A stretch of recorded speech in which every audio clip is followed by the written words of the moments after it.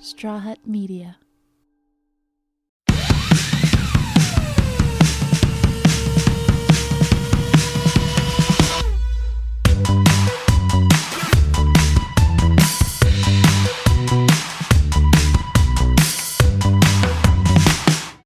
Hey, So you got We always make. hey, I love that. Hey, girl, can I start the show? That's how I'm gonna start it. Hey, girl. Hey, we are the Heartbreakers, and we are back. How you doing, Elsa? Good. I don't know. I have my back face towards you. I have like this corset dress on, so I feel like, this is. I can hear it going. It's like a door shutting. Like It's a really very cute. old door. And I went into my closet, and Lenore, we share the same maid, and she must have just she organized my closet so well. I was like, I didn't know I had this Just dress. don't let her wash your clothes if you ever want to wear them again. No. I don't have her wash my stuff, but It's like once a week. There's just like a splatter of like bleach, or I mean, what am I complaining about? I'm not washing it, and I know very well that she's going to ruin all the items. But I have about a couple of weeks until she gets down to every item that I've just bought. Is she seeking revenge on you? That's what it seems like. No, I'm kidding. absolutely not. She loves us.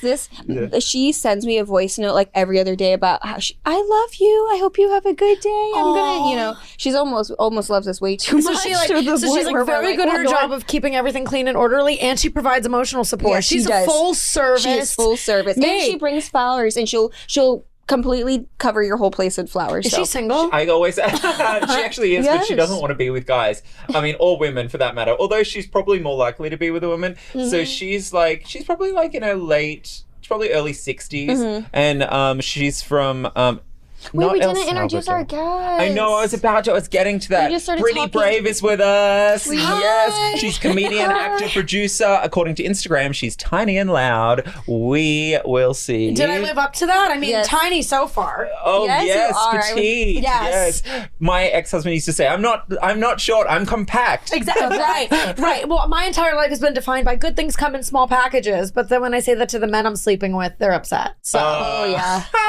Have you ever said that to them? yeah. Well, You'll yeah. tell people that they have a small dick when they do, or do you keep that? You I'm a lie? comedian, so telling the truth is my job. Okay. So I'm not going to hold anything back. I love that stream of thought. Do you just like absorb everything around you all the time and are very present? Yes. Like, I think, what's funny, and I want to like kind of debunk this now, at least from my perspective. Everyone says the comedians are depressed and dark, and that's not true. But I think it's less that and more we just see everything like for what it is. We're gonna pick up on the nuance in the room, the awkwardness in the room, and you're just not afraid to like address whatever size elephant is in the room. So I think that's what leads you to become a comedian. I like that they're depressed and dark. That's why I Yeah. want to date one so bad, because they're funny, but I'm they're right also here. usually exactly. We'll talk. Yeah. They really usually. Like they don't take they hate themselves, which I love because I hate myself. Yeah. And then sorry, I'm talking about you like you're not in the room. Oh, I loathe myself. Like, lay it on me. Yeah. And then in a way that you can make light of situations to get Yes. through them by being funny. I mean, what a great partner that would be. I think that. Okay, so the theory is on people who are funny are actually intelligent people, because you have to be able to read people, read the room, know what to make fun of. So I don't find I used to be friends with a lot of comedians in New York, and I actually don't find to be dark and depressing people at all. Yeah. Completely opposite. I actually heard that dentists are the top leading suicidal career. If I believe that. spent every waking moment inside people's The mouths. smell. Oh my God. Do you think dentists can smell? Oh, of course they can. You No can smell it. If you've way. ever had a cavity No and you've way. been in the No dentist way. chair They're and you're not like, that oh, like whoa, is this that where me? They can, because they wear the same masks that we all Yeah. had to wear during COVID, and I know that didn't block enough out. So, and definitely, you're like, I thought my breath smelled okay, and then it would hit you back. Well, in the they mask, don't and you're Usually like, come in until after the cleaning's done. So maybe the mouth's already clean and smelling good. Oh, true. But I So- would be Still depressed gross too. though. that's I so don't know, but interesting. that's supposed to be a dark end, Dentists. Dentist. Okay. Serial killer vibes from dentists because they're like dissecting bone, which is tooth, They're or like the tooth is. very comfortable Yeah. around blood. Yeah. Yeah, like so I could totally see that. I could kind of see it. Yeah, but to your point, like it's like I agree about comedians being intelligent, and not that I'm masturbating right now and telling myself I'm smart, but I think it's just like awareness, and I do agree with the darkness, the self-deprecating. I think there's something super empowering about owning like, Your shit. Your shit. Well, it's very intelligent. That's why they're so dark as well, because like they're so smart. They are picking up on everything and dissecting it and overanalyzing everything. And it's not enough to just be like, are we all just walking around the streets acting like we're not like on this planet in these bodies and like having experiences? Like everyone's just go to work, clock out at 5, blah, blah. They don't think like that. They're like, everything is crushing me. I love that you just said that, because I'm like, I kind of have a bit, or at least like a philosophy that like,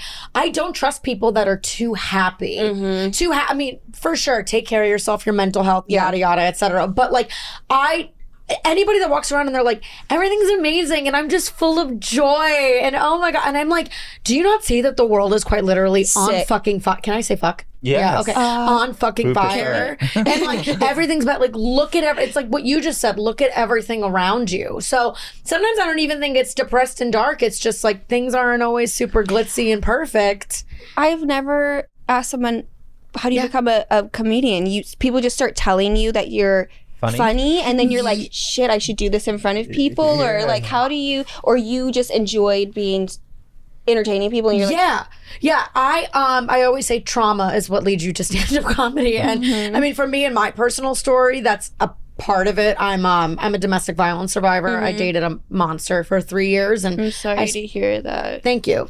I started stand-up after that, but I performed my whole life, and I want to say the one constant thing that I've ever had about me is I knew I had an ability to make people laugh. Yeah. Like that was the thing, and I liked it, and it's the only thing that brought me joy. It was my way out of awkward moments. It's how I made sense of stuff happening in my family, dark times. Exactly. So I think humor was always really important to me. And then you're lucky to be that type of person that is able to view hard times as almost, funny and stuff, even though it's not funny, because there's people that genuinely are sitting there laying in bed and I'm like, why can't you get up? And they're like, I'm just so dark and depressed. And I'm like, but like, there's nothing to want you to get up and like you be happy for. It's really sad. So I'm happy to hear that you were able to see the positive. Thank you. Like, in a weird way. I say that relationship was the best thing that ever happened to me. And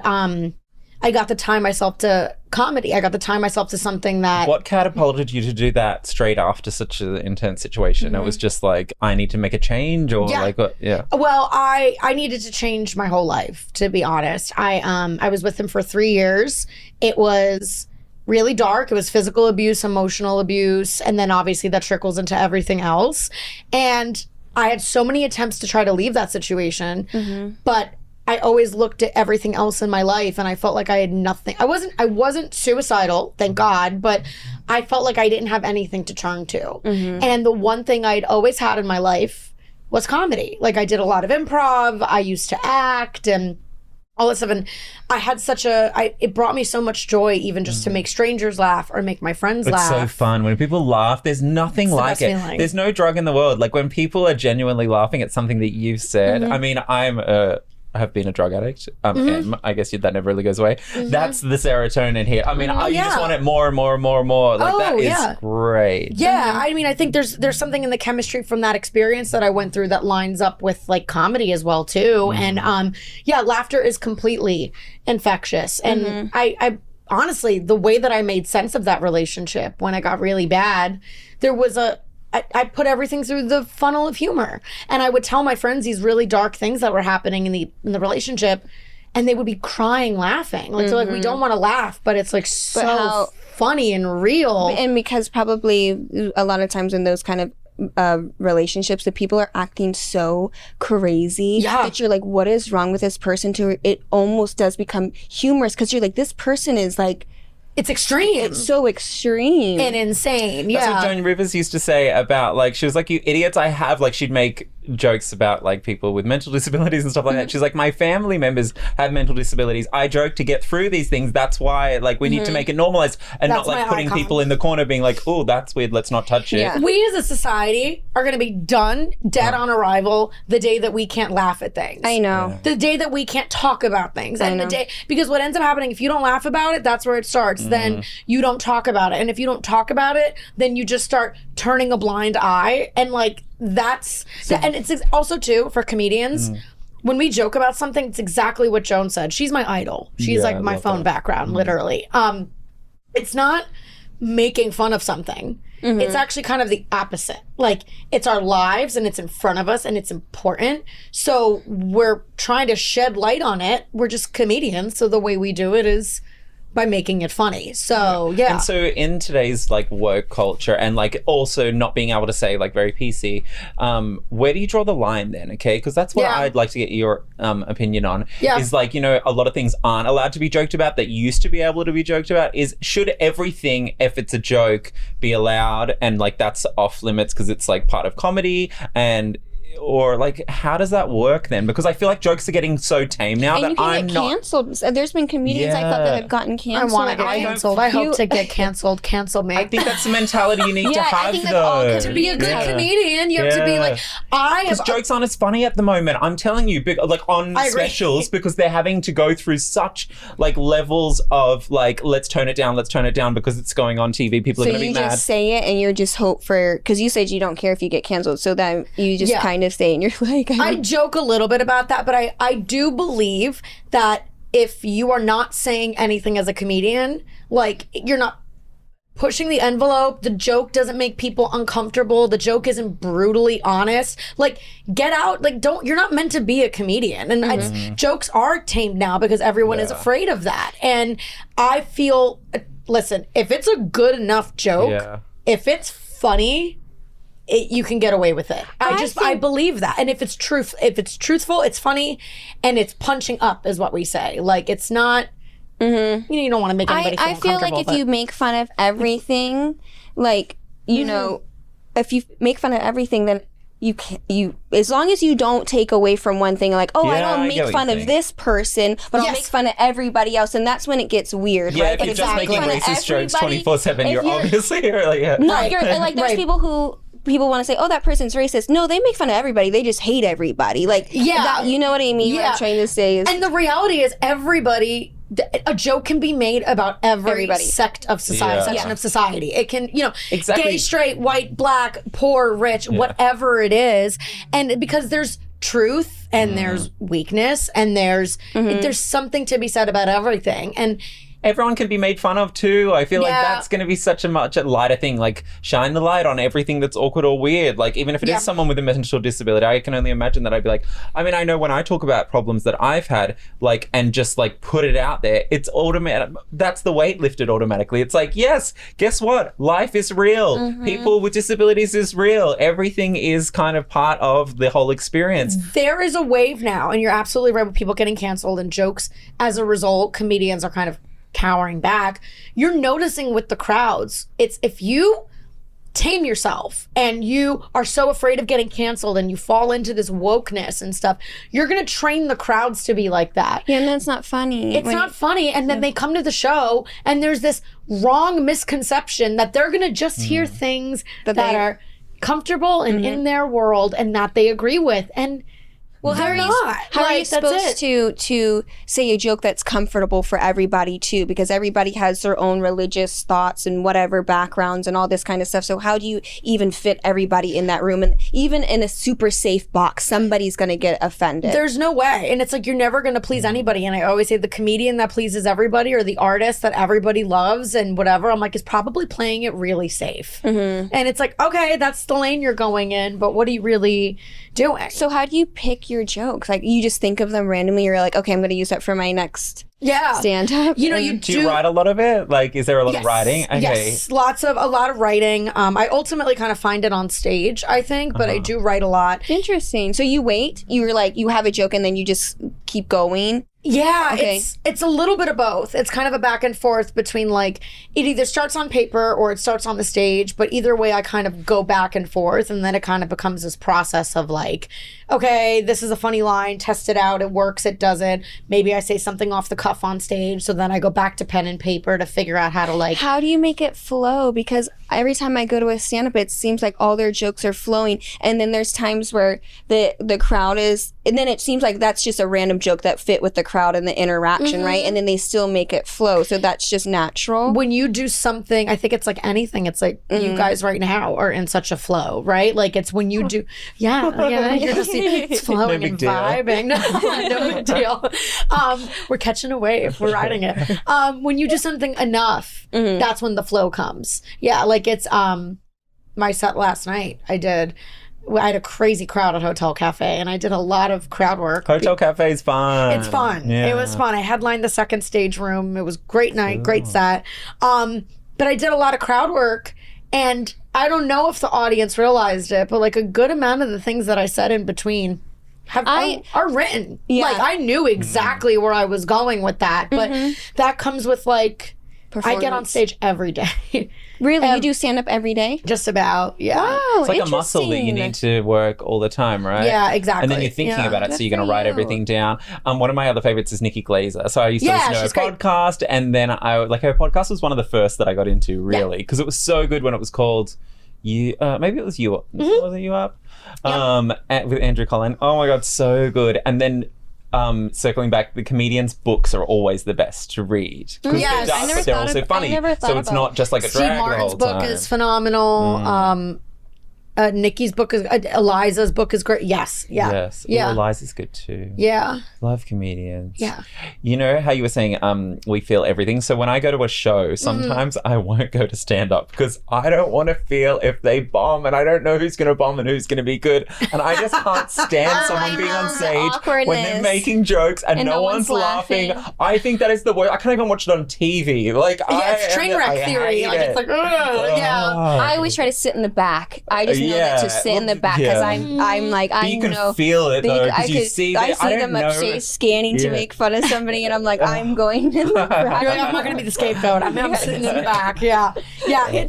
It is. I mean, honestly, the biggest kick is comedians get a kick out of watching each other bomb. I'm not going to lie. Like we laugh like just because we know that pain. Yeah. Everybody's been there, and it's like Has a to happen. brotherhood thing. Oh, like that's cute. Even if you like the comedian, you're like, they're bombing. That's a little bit funny. oh yeah. Well, if you don't like the comedian and they're bombing, then Oh, that's even better. I can understand. That's natural. I'd be like, oh, thank God, he like, sucks. okay, I'm watching my enemy's fall. No, I'm kidding. Yeah. I'm like down to go. But no, if you're genuine friends and you're watching each other struggle, it's a brotherhood. It's like very like sisterhood, brotherhood. Like it's just very like, oh, buddy, there it is. You know, but I mean, again, bombing just comes from like not telling the truth. Like anytime I'm having a rough set, the truth is funny. the truth is everything. The truth is hilarious. Some people just don't have funny lives, so they can't tell the truth about it. You or know they what I can't mean? see the truth in things. Well, the truth can be like in the fucked up situations that happen. You're like, oh my God, what is my life? Yeah. But if you can just capture that exact essence of whatever that fucked up thing that was happening that day, you'll laugh at it later. Oh yeah, like one of the things that I like live by in comedy and not is just like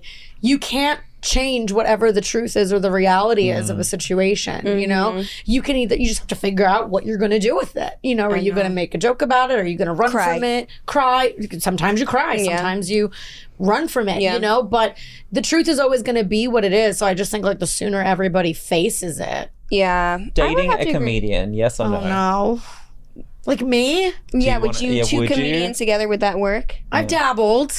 How did it work out? I'm You guys were mean to each other? You guys were making fun of each other too much? Or what happened? Like, competing for who's the funniest? That would suck. That's what I would think. You would be too mean and making fun of each other. It's like telling zingers from the bathroom next door. Fuck you know that. what it is? Yeah, fuck it. Yeah.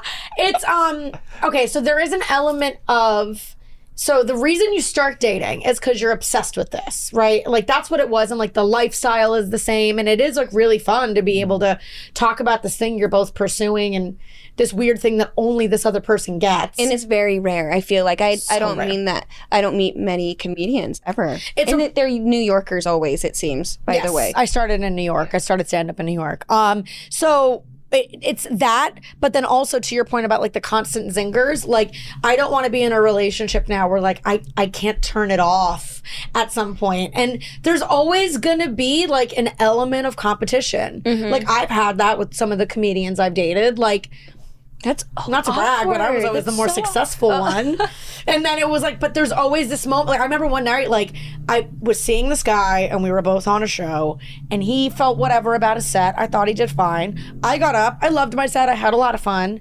And I got off, but beforehand, I was like, oh, I'm tired. I feel like I might bomb. I'm like not feeling it. And then he goes, oh yeah, you're just like, I'm tired. I feel like I might bomb. And then you get up and you just like fucking crush. Do you watch Sex and the City? This is like Burger. Yeah. Oh, Burger, when he wrote the book that he didn't get picked up for another book and he was all mad at Carrie. She just got a fucking book that was recreated into France and she was all excited. Yeah. Guys, I would imagine when you're dating a guy that's in that industry, it's like actors dating each other. It's like, ew, who wants to see a guy like being like, I didn't get the part and I'm glad you got the part but I didn't get the part. The like, whole thing. Well, you're funnier than me. Like that would be whole thing. And it will come up. How would it not come up? And I'm not saying it's impossible to date somebody in the same profession, but you have to like really navigate that. And I just think I honestly am at the point now where I genuinely don't want to date a comedian. What's your type then? What would you want to date? Like describe a guy. Men who ruin my life are my type. Yeah, no, I get that. The walking red flag is my type. I completely get that.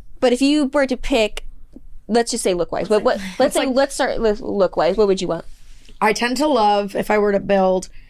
I did look kind of all over the place. Like if you put him in a back line, in a lineup, you know. You don't have a type really. I don't. Mm-hmm. I don't know what it is. It's always that energy. Energy. That's called pansexual when you just go off of energies of people, right? And not necessarily sex or Am look. I pansexual? I would consider myself pansexual. I like somebody's energy. Oh, okay. Yeah, you could have sex with a girl or a guy. I could have sex with a girl, guy. Yeah, okay. You know what? I might be pansexual. You could be pansexual because I don't have a type look-wise, and I figured out that's because I'm pansexual. Oh. So I'm learning a lot about myself. Yeah, so you could be pansexual. You didn't even know you might have pronouns. I usually go by she, her, technically, but okay. Something to think about. It is energy for me. It's always been just like chemistry and energy. I will say if I were to build the perfect guy, I love dark hair. I tend to like dark eyes. Okay, because you have light eyes. Yeah, I tend to. I think I'm Italian too, so I'm attracted to that like Italian stallion a little bit. You have great eyes, by the way. Yeah. Thank you. For people listening, she has great eyes. Yeah, look at the camera. You so very much. Blue, beautiful. Thank you. It's all real. The eyes are real. Exactly. So we can get a shot for it later. Oh, we're going to be using that little ding. Oh, gorgeous Listen, the eyes are real. The 32Bs are real. It's all real. I think we all have light eyes. Oh, yeah. Yeah. Oh, You know, but yours are the lightest. Because and I was like, I love how you matched your eyes with your shirt. Thank you. Extra effort. Thank you. What we're all trying to say here is that us three are at the top of the genetic pool. Anyway. Clearly. Sorry, everyone here is very fertile. Wait, okay, your type. Yeah, I just, I tend to like tall, dark, and handsome or something like that. But it's like, you know, I don't know, man, like job? I don't think I care what he does. I just want him Someone to be that passionate about it. Be the fun, loud So you're so one. pansexual. Like a chill guy that's just like happy to be back. Yes. I might be pansexual. I think you are. I'm finding myself today. Yeah, I think like the amount of money he makes doesn't matter to me. Just like have your shit together. Just pay your bills. Pay your bills and have something for us to go do things when we feel like doing them, but it doesn't have to be crazy. I don't want to pick up your slack. You're not going to have to pick up mine. I don't think I care what he does. Just like I have in so many instances been like the more ambitious one. Yeah. And I'm fucking sick of it, quite frankly. Like I just want somebody that has the same work ethic, same passion for what it is that they do. Obviously has to be a feminist. He can't be an idiot. A big dick. I do love a huge dick. Can I say I love? Yes, okay. I preaching to the choir here. Passionate size queens about right here. And if it's small, I want it to break me. It's not about. I'm not about like. Yeah, me too. Me too. Seriously. It's I don't know why I it's true. That's the primer right I just there. have to like if it's small. I dated a guy with an actual micro penis. No, you dated an actual micro penis. So a micro penis is actually supposed to be like this. Like so. Have you seen those videos on YouTube where they do like a catwalk and it's all just men walking like a catwalk with micro penises? It's like a show they do. I see that. Oh my god, I can't watch it again because it'll be like PTSD from this guy. Oh, okay, so was it really that small? And did you have to? Show me. Were you like, wow, this feels great? Like what were you? Okay, show me. Really, my thumb, really hard. the manicure. And that's hard? Hard was maybe up to the manicure. Damn, So what does that sucks. do? It was nothing. And you know what was crazy? He was so tall. He was good looking. He was like manly. Like I was like very attracted Did he to take him. Accountability for it? I was gonna say I'm sorry. Did he Cancel me for my tiny dick. You know you can get extensions at the sex store. Extensions? Dick extensions. Oh, it's I've like a seen that. strap on. I saw it not too They long put it ago. on the dick, but it's an extra piece of dick. Oh, Like, that's so then it's so sad. I would rather the micropeens. Sometimes they take what's it called? What did you do with it? Steroids. Did you just- Steroids, and it shrinks the dick. Do you just flick it? Like, what I don't happens think there? it's steroids. I Because it's think not it going to was be able to penetrate unless you've got really. I didn't feel thin anything lips. when it was inside. You know what's a bad day when you prefer to be fingered? Like I was like, go back to analog. Like Throw a let's thumb just in. It's gonna be better. And it's like, and he was a great. And you know what it is? He knew about it. And when we were fucking one night, we were having some dirty talk, and he was like, "Yeah, like you my like small this?" dick? Yeah. And I was like, I don't know. Is he serious? I was speechless for the first time in my life. You say Nobody yes or likes no, this he dick. says Because I was like, do I say yes? Because I don't want to lie. I don't It's like role it. play. So you say it's perfect I was for like, me. it feels so good. Even though I was like, is it in? Like, what's happening? So I get it. I love big dick too. and I'm really not picky. It's just gotta be like a good Maybe he would have Size. liked So it if say, you would have how made many fun of it. inches? I think that's what he wanted. Because Elsa's had that before, where guys have asked her to say, "You've got a clit dick." Do Yeah, the it's spiel you called do about small it. penis And so humiliation. your dick's so tiny, it should be a clit. SPH. I think he was negging himself so Yeah. much. might have liked He was like, "Why did she say it was good?" That's what yeah. he was thinking. Like, do you like this dick? And you're like, yeah. And he's like, "No, that's not the right answer. I can't feel wanted it. you It to say just it's disgusting." Feels like we're scissoring. I won't do it. I won't have small dick anymore. The last time I had a small dick, I was on top, and this is a real story, and I'm not even trying to be mean, and I couldn't tell if it was in or not, and I was just praying the whole time that I'm not bouncing up and down with it not in me, because how embarrassing. God. And I said, now I will never do it again. Because that's a lot of work. It is. And being then on you top- don't know if it's in. Then you're like, I just wasted my fucking time. You didn't know if it was a toe or not. Elsa likes to do this thing where she does reverse cowgirl and sucks on their toes. I do love reverse cowgirl though. That is one of my favorite positions. Although I have a new feet thing. Oh, what is it? Which is jerking them off and sucking on their toes. If they if they're kind of leaned back a little bit and they put their feet up, and I can come up over top of them and suck their toes and go like that. They love it. Wait a minute. You need to explain this to me You gotta logistically. get into the feet thing with guys. They don't realize that they like their feet. You are played great at with, multitasking. Because I am. I really am. But I decided that there's so much foot fetish stuff with women, and then I started doing it with the guys, and they actually really like it. Yeah, And it makes some me guys really should good. get it. Do you know what? It's because guys have hair on And their it toes. feels People don't go good near when, them. when someone's touching your feet and rubbing them and stuff. So I then, will say, a recent guy that I was hooking up with, I didn't care for my feet in the bedroom. Like I just was whatever. My legs were up. And he you was sucked on fucking them, me. And he right? was sucking on my felt toes, and I was good. like, "Oh, that's a See, whole world I didn't know I it needed." feels good. It's stimulating, and that's all I'm doing is sucking on their toes and. Well, think about it. No one Okay. ever touches your toes. So imagine when someone finally does touch it, especially with their Yeah. mouths. You're like, whoa, my feet are neglected. They're stuck in shoes all day. And then you're just like, ew. You don't even wash them when you're in the shower, do you? You just let the soap run down. It depends on how much time I have.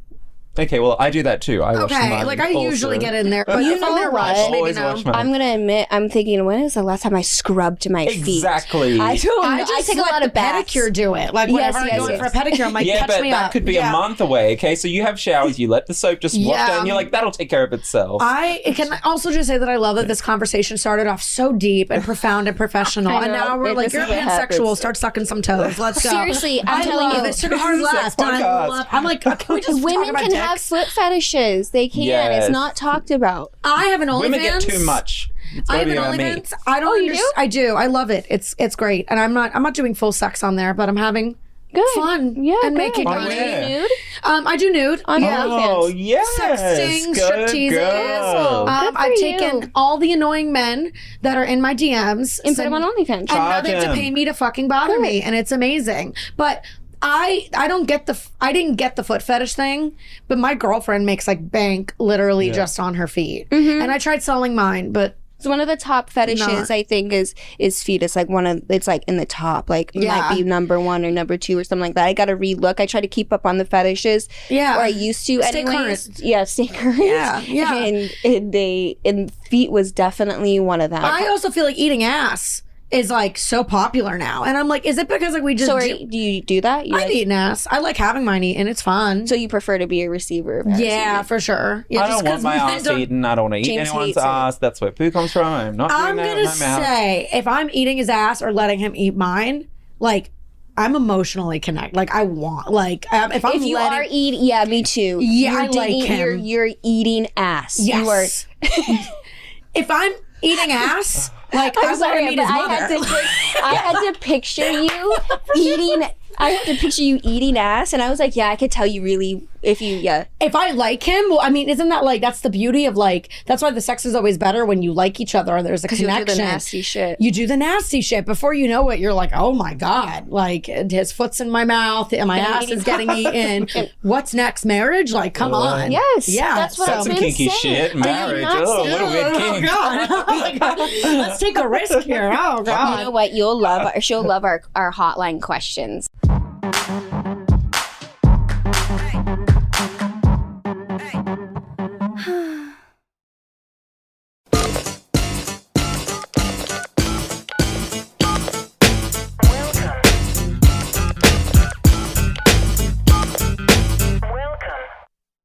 We have some really good fans. Sex that is like are, my favorite topic. Who cares about anything else? Yeah. So you'll love our questions. Use people as drugs and fuck them too. So- I love it. Use people as drugs. Step 2, here we go. Okay. Okay, first one up. My boyfriend says he can't control himself when I give him blowjobs, and he comes. He grabs my head and hair and fucks my face, throat when he comes, and I don't really like it. I told him I don't like it, but he keeps doing it because he says he can't control himself. Should I just stop giving him blowjobs? I think you need to go on a hiatus. I don't think it needs to be a permanent change.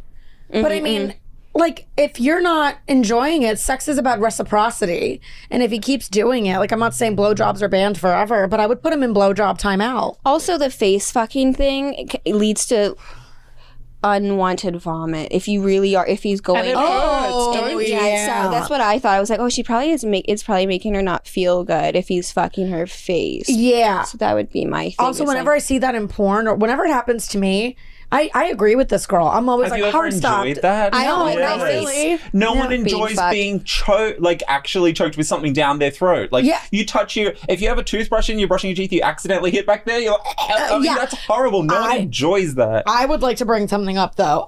Whenever I brush my teeth and I clean the back of my tongue, 9 times out of 10, I end up gagging, and then for the next minute and a half, You I have need to calm yourself down to I not have throw to up. not throw up. But for some reason, pressure makes diamonds. When I'm sucking dick, It doesn't happen. It doesn't happen. You know why? Because I'm performing. You know why I think it is? Yeah. I think because it's bigger than the toothbrush, and I feel like the toothbrush is so small. It's almost like tickling and small, and like Yeah, And I feel like all at once, it being all in the back of your throat. Yeah, is like I think that's what it throws is. the gagging off. And it's also a different context. It's how I'm all yeah. about both people enjoying it. So if she's not enjoying it and he's hurting her by fucking her throat, like know how what I'm can saying? you be turned on by that anyway? Because she's literally having the worst time of her life. I He say also just So- also it's just like such a cop out to be like I lose control and I just get so in the moment. and I Like just have to, yeah, like I've had guys where like their pullout game was like brutal, and they're like, I just lose control and I'm so in the moment. I'm like, well, I'm not on birth control and I'm not about to go for the hat trick with abortion. So let's like people are like, how many kids So do they you were have? coming in you?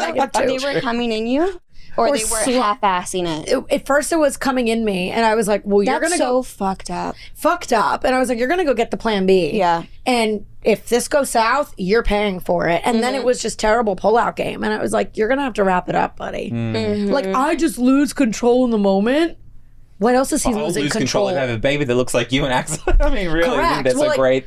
Where else is he losing control? Like if you're using that excuse, I'm like, It's a turn off. You losing control at the bar when a hot girl hits on you? Yep, absolutely. That's exactly These what questions happens. are good today. Next Exactly one is what happens. I tried to peg my husband for the first time, but I'm naturally a very submissive person and ended up being awkward. After like 5 minutes, he just jumped up and we moved on to something else. I want to peg my husband properly. How can I take charge? This sounds like a hilarious situation. I used to peg my husbands and Husbands. wait, I'm trying to think if I pegged every We need to single do one. drinks. Do drinks? You said? Yeah. Yeah, let's do it. Yeah. I used to peg a lot of guys. I went through a really big pegging stage. Okay. But you have to be a dominant person. You can't force yourself to peg and be submissive. I have a solution. Unless you're making love and like spooning the person and pegging, that's the only thing that I can think of as like a more For like cohesive. passionate pegging Because you thing. got to put on that whole persona and be like, yeah, I'm fucking you now. And she's like, I And don't that's know how probably what to he have that wants. confidence. That's probably what he wants. That's why he changes something else. Is he wants something more. He wants to be in the submissive role. Yes. He wants to take turns. I think that she should talk to blowjob guy from question number 1 about how to apply pressure. And they can learn from each other. Yes. Also, like, you got to try it. She said she tried it more than once. After 5 minutes, she jumped up and moved to First something time. else. No, just one time. She's got to try it a few times, and she also needs to really know Have you that, ever like, pegged? he wants this. It throws your hips out. I'm telling you. I just Like haven't if you got decided. it, if he really wants it aggressive, at one point I was exhausted. So you do it with a See strap what ball. guys go through? You guys Okay. just I know. Okay, I would. You know what was I would tired. do? I'm not against anything, especially if I'm in the right context with the right person. But if a guy that I was dating really wanted to be pegged, I'd be like, just go find somebody like a gay man who does this professionally, or just go find a go find a dom or Yes. whatever. Like Yeah. I would, yeah. Or invite a man into your bedroom. That's what I'm doing. Yeah. Exactly. I'd be like, this isn't my strong suit. Yeah. Sucking your But I dick have is. someone for you, and yeah. It does throw your hips out. Just like it's like services. It's like I can't do that for you, but I can hire and outsource.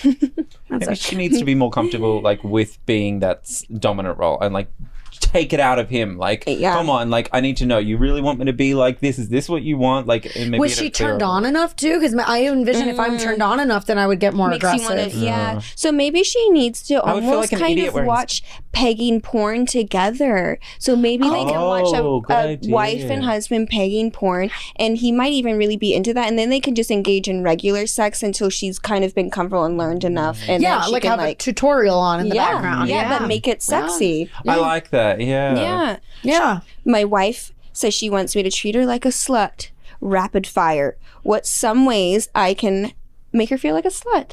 Treat her like a slut. Rapid fire. I mean, I love name calling. I would start. You're my that. slut. Dirty whore, bitch, just degrading, like anything Trump would say to women. No, I'm kidding. Just take a page out of his book.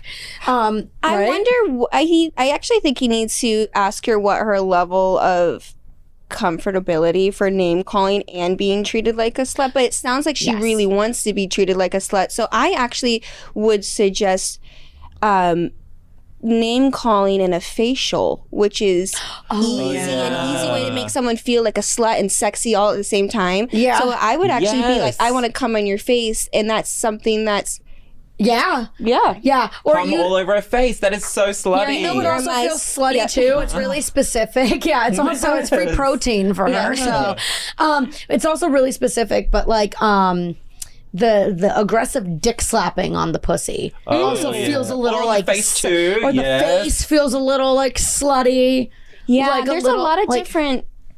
There's a lot of different, a little bit more aggressive things that makes you kind of feel like, in a sexy way for sure. Yeah, they could also role play, maybe go to a bar and pretend to not know each other and like Cute. pick her up like a Cute. one night And stand. be like, you're my dirty little slut. You sit at that bar and Yeah. for men all. Yes. I'm getting turned on by that. Yeah, exactly. Men all night and Or then- let her fuck other men.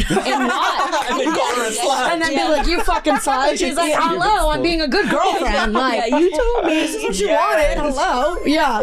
It's a fine line. Again, communication and boundaries Yeah, with yeah. everything. And you can always. always save it with a facial if you want to. Yeah. Women love skincare. So, Yeah. Okay, wait, hold on. Look, is there another one? My fiance demands I give him a blowjob but doesn't return the favor and go down on me. What the fuck? How do I get him to return the favor? I'm going to say the answer I said in question number 1 blowjob time out. I say. Yeah, that's simple. Just withhold. That's not healthy. I'm not saying that's healthy. I don't think a therapist would recommend that, but I don't know how I feel about relationships where it's not equal oral sex. That's so weird to me. yeah, it's probably not to assume about your relationship. I would think it's not equal in other places too. Yeah. How do I get them to return the favor? The problem is if somebody doesn't want to do it, trying to get them to do it is not going to feel good to you when it's sexual and they don't want to do it. Like, I don't want somebody eating me out if they don't want to eat me out. Yeah, I also don't want to have to like beg for something. The wrong person. It's a mismatched sexual chemistry. But has she told him how much she wants to be eaten out? Because I actually was in a relationship once before. And the guy, one time, not for me. And there was a few times where I think we had just been out and I was like, no. I kept saying I didn't want him to eat me out. So then after a while, he thought I didn't want him to eat me out. So then I finally came to him and I said, why don't you ever eat me out? And he's like, well, you used to. So maybe there still needs to be a little bit of a conversation where she might need to say, while he's sleeping, like I'm saying like mid-sleep, you just take your panties off and you just sit on his fucking face. And then what does he do? And then what does he do? You just go, you fucking take it or this engagement's off right now. I'm going to tell your mother you're going to be pussy. Pillow, smother him in the night until he passes out, no, and then you can finish. Right, exactly. Maybe Make sure you wake him up though after. Have you ever done that? No. Oh, okay. No, but I have taken the initiative and sat on partners' faces. I mean, they liked eating pussy, and I've been like, this is how I want my pussy eaten right now or whatever, and they were into it. But I agree with you. I need some follow-up questions. Like, I just can't imagine being with somebody and not getting eaten out. A, yes, and B, like, you're engaged. This is going to be the person you primarily have sex with for the rest of your life. I forgot about that. It says fiance. I can't imagine being in the heat of the moment and looking at my partner and being like, babe, can you do that? I want this. And then being like, is he being like, nah? Like, I don't know. It says demands too. My fiance demands. So it sounds like it's not. So he's just not doing it. He's just like, no. He demands me to give him a blowjob.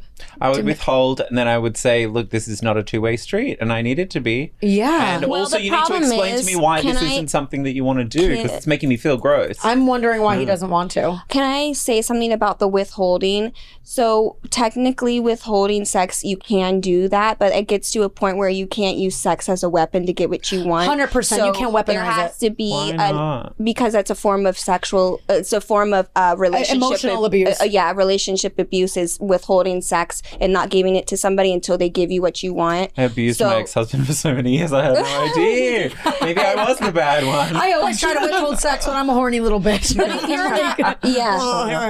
But if you're not into it and he's demanding and you don't like it and you want something in return, you can absolutely say, I'm not.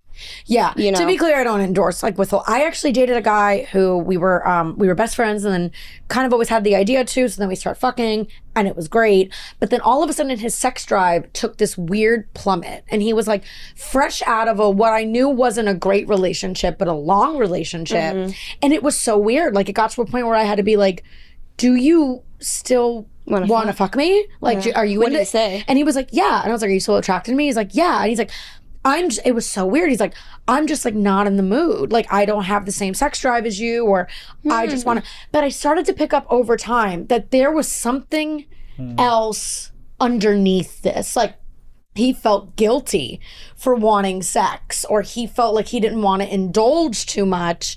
And I had this assumption and I ended up being right. He told me years later, his ex-girlfriend used to weaponize sex. Like, and nobody liked her. We always kind of got a vibe. It wasn't a healthy situation. But like, if he pissed her off, he's like, she would just not fuck me for an indefinite amount of time. But then when until he made her happy again, you're allowed to, obviously if someone upsets you and whatever, you're allowed to be like, I'm not into it or I don't want to have sex because it upset me, but you can't be like, nah, not into you. That's an important other part of the equation too. Like if you're unhappy with your partner and there's underlying issues, like, and you don't want to have sex just because they're your partner, they can't force it on you. But that's what happens is somebody then gets out of it and then they're a little bit nervous to like ask for sex or engage. I swore the whole time I was with him, and it was because we had phenomenal sex. Ironically, this man accidentally like made me pregnant. Literally. And my friend was always like, she's like, oh, the asexual one made you pregnant. How funny, how ironic. Like, but like the asexual and I was just like, I just don't know. He just says it's his sex drive, but I'm like, there's something underlying here. That's sad. That it makes him feel weird. And then years later, we rekindled, hooked up, had amazing sex, and he was like, that relationship was really bad. XYZ. So he felt like wanting sex made him weak or made him look because she weaponized it. So just bringing awareness to that. Yeah, but I kid with the withholding. But people need to know that you can do, like there's you know, you absolutely are allowed to not have sex if you don't want to, but Yes. you know, you gotta. Yes, but also get your needs met, especially if you're fucking engaged to this person. Yes. What the hell? Sex? Yeah, and they don't want to eat your pussy? Oh, this is a great actual tips for rough sex when my husband has a smaller penis. Oh Not my to God. interrupt, but I just saw it. So If I had answers to that, I'd still be with that guy. So tips for What'd you do when he?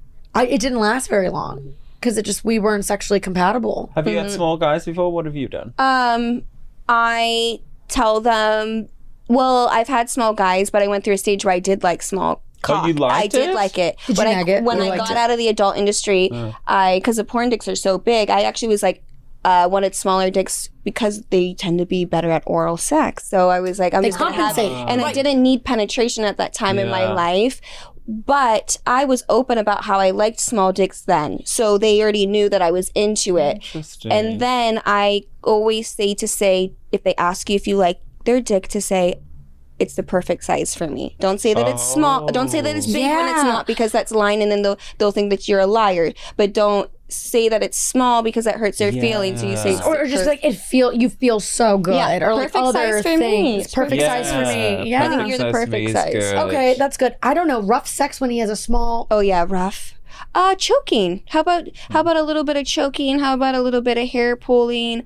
How about Nipple pinching. I was gonna say nipple clamps or something like that. Also, I mean, I've had I would like to think I've had a nice sample size of cock in my life, and Just a you know, platter. ranging from micro penis was the outlier to like some snakes, you know, but like it's also doesn't, for me, roughness doesn't always come down to size. Yeah. Like I've had guys with huge dicks that like don't know how to use it. And then I've had guys with like on this medium to smaller end that Know how to make it feel like it's way bigger. Yeah. Exactly. So size isn't everything in that moment, I think. Just maybe tell them to put a little more like take a Zumba class. Yeah, a little Just bit more like- pressure towards the cervix, a little bit. Yeah. To make it feel bigger. I'm sure there's certain positions too that they could Doggy. try. Yeah, for sure. I like that. Yeah.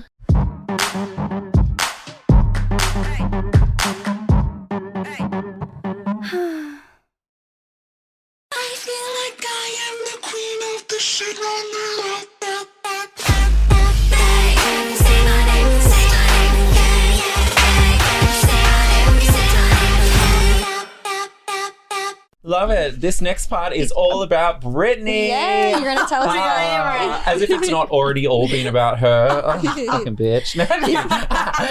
We love having you here. This is so fun to have a comedian. You're our first comedian. Yeah. Oh my God, I'm popping your Yes. comedian cherry. I was so excited. I was like, what? Female comedian? This is going to be amazing. And it has been. This is so good. They call us comedians because we tell jokettes with our vagines. It's different. So special. You're working on a documentary Yes. about Miami stand-up scene. Yes, I am. Yeah, I started it about a year ago. I've never made a movie, never made a documentary, but the Miami comedy scene is like going through a huge renaissance right now. A lot of talent coming out of their clubs, a lot of attention coming out of there in a way that never was before. And I relocated back down from New York. I started stand-up in New York. I grew up in Miami.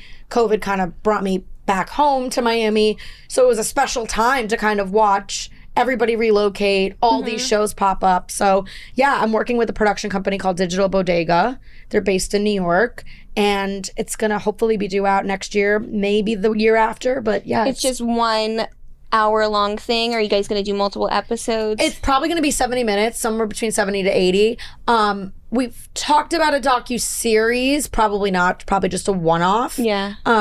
I can't wait to see it. That's so Thank fun. you. You know Thank what you. I think why Miami is getting more stand-up stuff is because everybody moved from New York Yes. and moved to Why Miami. did they all move from New Because York? during COVID, people it was Yeah. shut down and Miami wasn't, and then taxes, I think. So and I'm telling you, people in New York love stand-up comedy. I don't know what it is, and I think it's that the mecca for comedy. Yeah.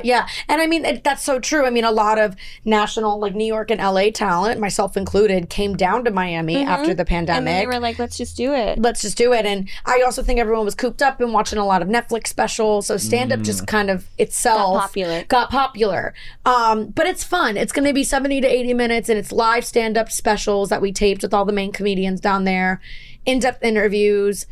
BTS, and because Miami doesn't take itself very seriously, we have some sketches as well too. Like Miami's ridiculous. Like we're aware that we're like a ridiculous extra city. So love that. the tone is very funny to the documentary. Yeah. What the difference between like New York comedy and LA comedy and Miami comedy, is there like a difference, you know? Yeah. Like, there is. For sure. I always say the quickest way to get to know a city is to go to a comedy show. Okay. Comedy show or listen to like the local radio station or something, but more so comedy, because you learn the local references, how people talk, what their energy is, what they find funny.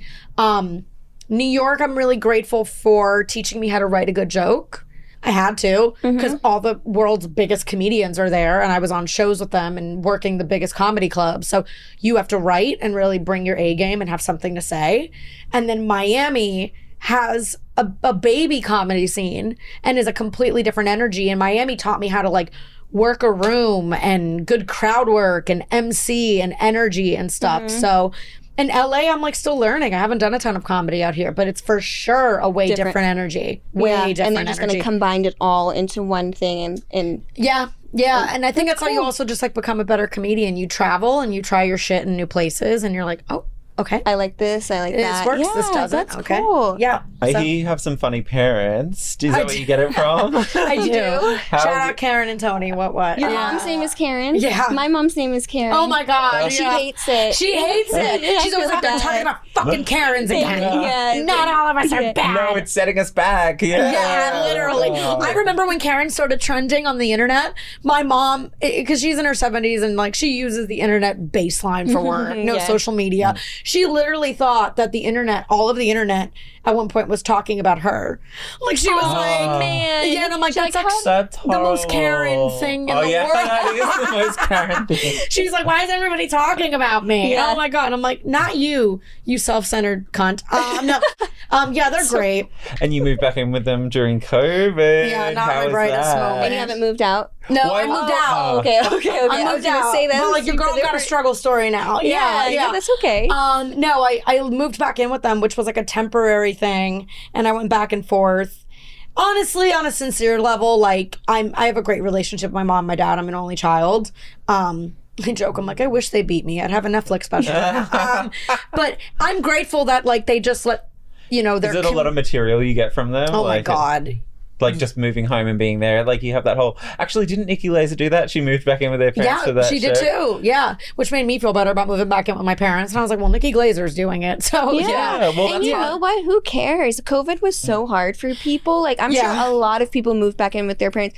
Honestly, I would love to not pay any rent and live at my parents where I don't have to. It was the best thing. Like it was. I just decided to start financially pursuing comedy, and then COVID hit, so it couldn't have been like a worse. And I made it work, going back and forth for as long as I could. But super grateful that I have two parents that like can let you come home. can let me come home. And I don't know what I would have done had I not have that. And it ended up being a really creative time for me. And honestly, I don't know if I'd be doing so well if I stayed in New York with like I'm thriving in Miami. And I'm grateful for it. So shout out Karen and Tony. We're a little codependent with each other. Tony but it's okay.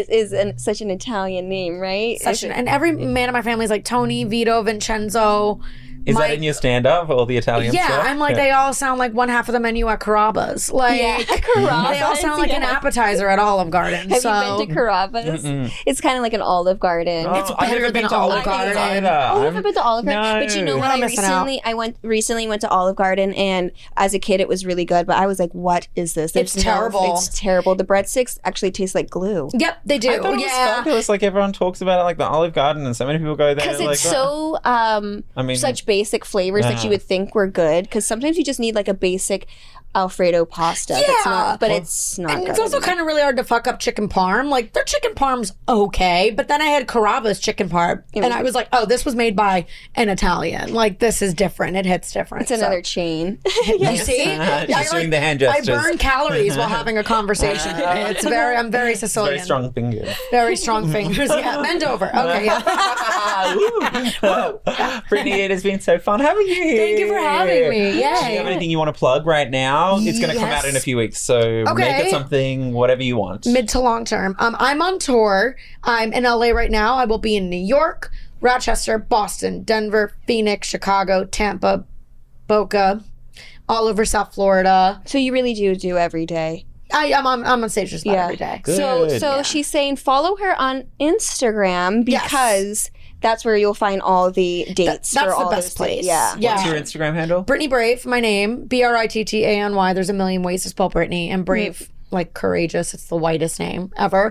And Brittany Brave. Brave. Brittany That's such a Brave. cute name. Thank you. Everyone's like, you were destined I to thought be. it was fake. No, it's really my last name. That's cool. My grandfather's name was Bravo, and then when they came here from Italy, They did Brave. they did Brave, the Cute. most American thing ever. So That is so cute. I was like, I always said, Don't I'm get like, married and change your last name. hell no, he's taking my name. Yeah, you should. I would. You should. Brave I'm like, is so with that cute. name, I was like, I either need to be a superhero, a comedian, do porn, and now I have an OnlyFans. I do comedy, and I am Even a superhero. Bravo's cute. Isn't it? Yeah, even maybe I that's should do really that. But yeah, Brittany Brave on everything. Come to a show. Love it. We're gonna Yes, come to we one. will. Yay! Yay. Would Yay. love that. Okay, bye Yay. guys. Thanks, guys. See you next week.